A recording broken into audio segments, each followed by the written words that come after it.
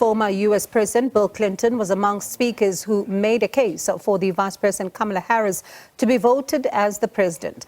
Clinton, a Democrat veteran and a former commander-in-chief of the U.S., focused on policy issues and the future of the United States on the global stage. In a surprise show, media mogul Oprah Winfrey of the Oprah Winfrey Network also made an appearance in support of Kamala Harris, while the man who is tipped to be the vice president, should Kamala Harris win elections, also introduced himself. And that's how we then lead into our conversation with our international news editor, Sophie Mokoena, who is joining us now. Sophie, of course, lots has been said about this particular convention, but let's start with, President Clinton. How did he perform, looking at age as well as experience?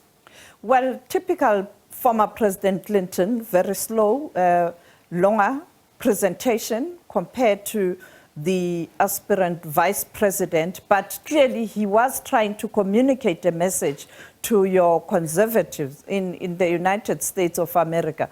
He touched on what Kamala Harris must focus on in terms of strengthening the United States of America, looking at the challenges in the country on issues related to the economy, but also issues that has to do with democracy, defending what America has achieved or the miles that the country has traveled in terms of asserting itself as a democratic country, and therefore defending that, and almost taking swipe at Donald Trump, saying that if Donald Trump was to come back, the Americans, they know very well what he did when he was the president of the U.S., in terms of dividing the nation, but also how the country had challenges at that time in terms of nation building, and they are still struggling with that.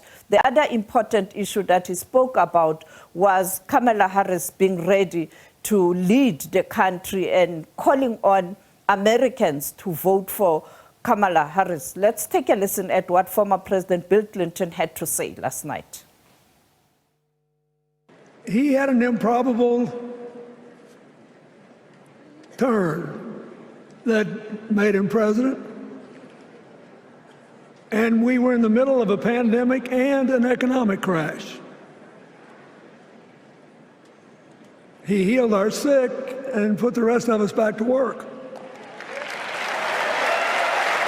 And he strengthened our alliances for peace and security. He stood up for Ukraine. He's trying desperately to get a ceasefire in the Middle East.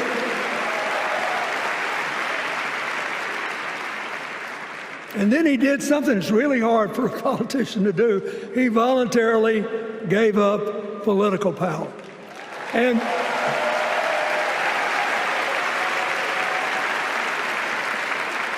George Washington knew that, and he did it. And he set the standard for us serving 2 terms before it was mandatory. It helped his legacy, and it will enhance Joe Biden's legacy.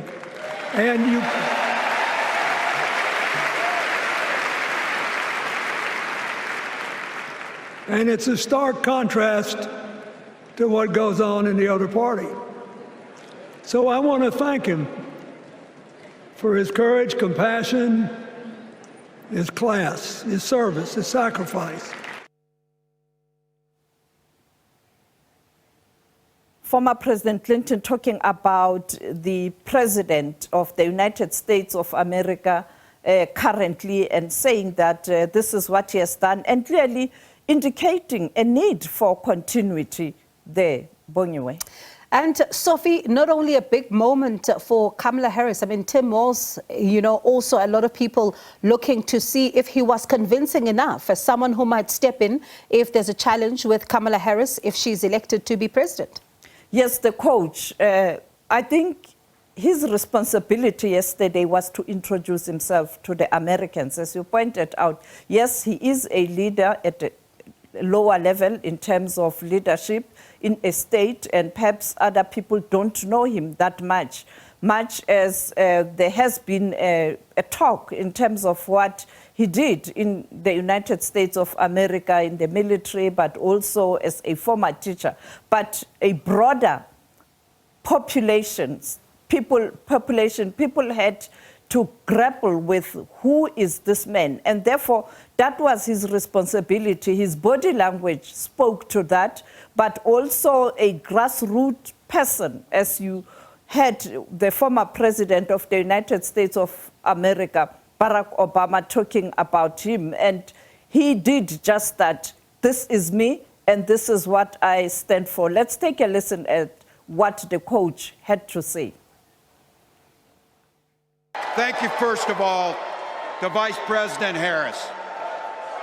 Thanks for putting your trust in me and for inviting me to be part of this incredible campaign.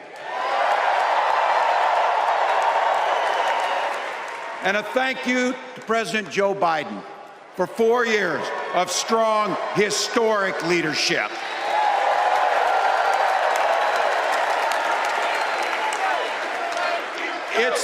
It's the honor of my life to accept your nomination for Vice President of the United States. And I love you.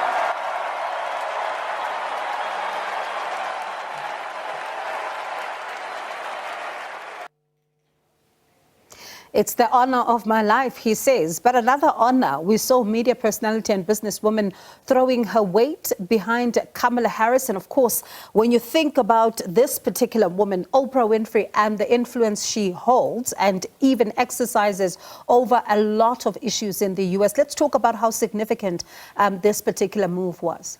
This was quite significant in a sense that Donald Trump, I think he was watching. And you'd recall that some years back, Trump had indicated that if he was to contest this highest office in the land, in terms of vice president, he would want to have her as the vice president. And therefore, that respect from Donald Trump. But generally, in terms of America, you know that she's quite popular, and you have many people who really listen to her, and her as an independent, appealing or making a plea to all independent people in that country, including the young people, including those who haven't taken a decision who they will vote for.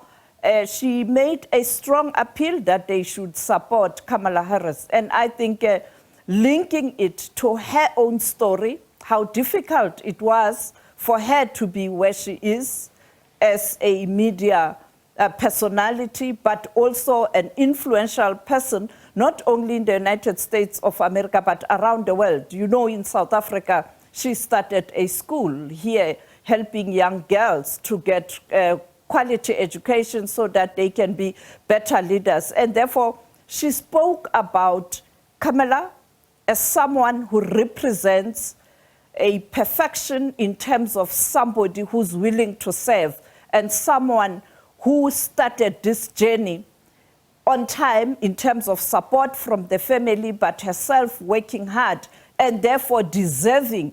Don't vote for her because she's a woman, but vote for her because she does qualify to be in this position. And let's take a listen at what she had to say. Since I was eligible to vote, I've always voted my values, and that is what is needed in this election now more than ever. So I'm calling on all you independents and all you undecideds. When a house is on fire, we don't ask about the homeowner's race or religion. We don't wonder who their partner is or how they voted. No. We just try to do the best we can to save them. And if the place happens to belong to a childless cat lady,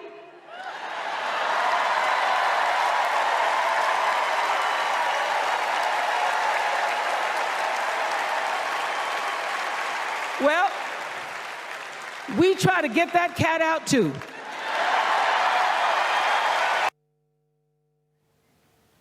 Taking a swipe at Donald Trump there, when Donald Trump spoke about people who don't have children, and that was something that many people didn't approve in the United States of America, but also around the world. I mean, as a leader, as someone who's going to lead such a powerful country, you'd want someone who's very inclusive, who's got compassion, but also who understand that people have different backgrounds, and therefore you have to respect their choices as well. Right, an interesting time ahead, Sophie, if what we've seen so far is anything to go by. Thank you very much for wrapping that particular part of this, election campaign for us. That was international news editor Sophie Mokoena.